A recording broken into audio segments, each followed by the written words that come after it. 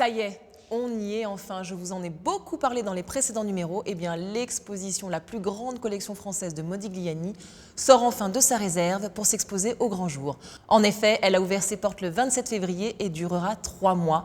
Une grande première pour la capitale lilloise. Un événement soutenu par le Crédit Mutuel Nord-Europe. Des expositions d'envergure internationale, il y en a en France moins d'une dizaine par an.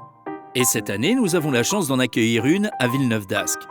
À quelques heures de l'ouverture, c'est Marie-Amélie Senot, une des commissaires de l'exposition, qui nous en donne un avant-goût.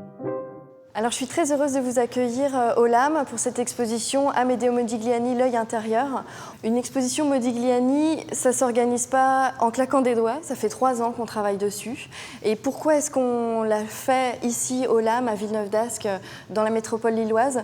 C'est parce que la collection moderne qui a permis de créer ce musée vient de Roger Dutilleul. Roger Dutilleul, c'est grâce à lui qu'on a cette magnifique collection moderne au LAM, par le biais de son neveu Jean Mazurel.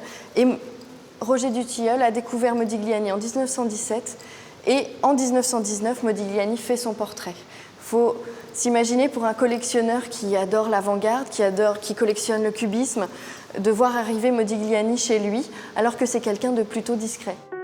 La rétrospective réunit plus d'une centaine d'œuvres. Il faut donc prévoir d'y passer quelques heures au moins.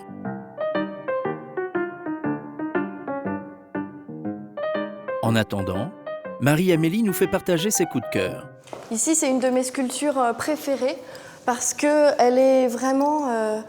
on sent une sérénité dans cette œuvre. Il y a l'allongement du visage et ce qui est très étonnant, c'est ce petit sourire, ce petit rictus qui est assez rare chez Modigliani et qui vient justement des temples d'Angkor, notamment du Bayonne, où il y a ces visages qui sourient.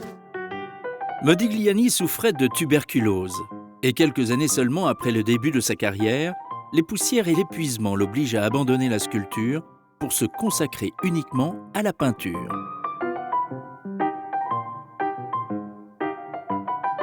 J'aime beaucoup cet autoportrait de l'artiste en Pierrot parce qu'il y a très peu d'autoportraits de Modigliani qu'il a indiqué ici Pierrot, donc comme s'il s'identifiait complètement au personnage. D'ailleurs, on le voit bien, il a mis une collerette et ici la petite calotte qui peut peut-être faire penser effectivement au fait qu'il est juif.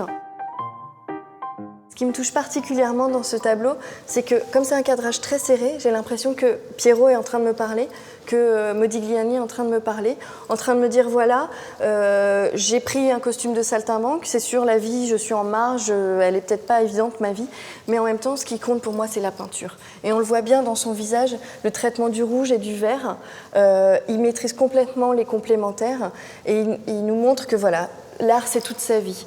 Et ça je trouve ça beau de le dire dans un tableau. 3 ans à travailler sur une exposition, il faut que le sujet vous plaise. Vous travaillez dans les livres, vous voyez des reproductions en 2D, tout ça, et puis au bout d'un moment vous vous dites mais est-ce que ça va vraiment tenir le mur? Est-ce que ça va marcher? Et là on ouvre les caisses et on voit les tableaux qui sortent, et là on voit cette matière, on voit ce travail des couleurs, et là on se dit il n'y a pas de problème, ça va marcher. 12 ans après la dernière rétrospective de Modigliani, le LAM espère attirer 150 000 visiteurs d'ici au 5 juin, l'équivalent de sa fréquentation annuelle. Des nordistes, bien sûr, mais également des amateurs venus du monde entier.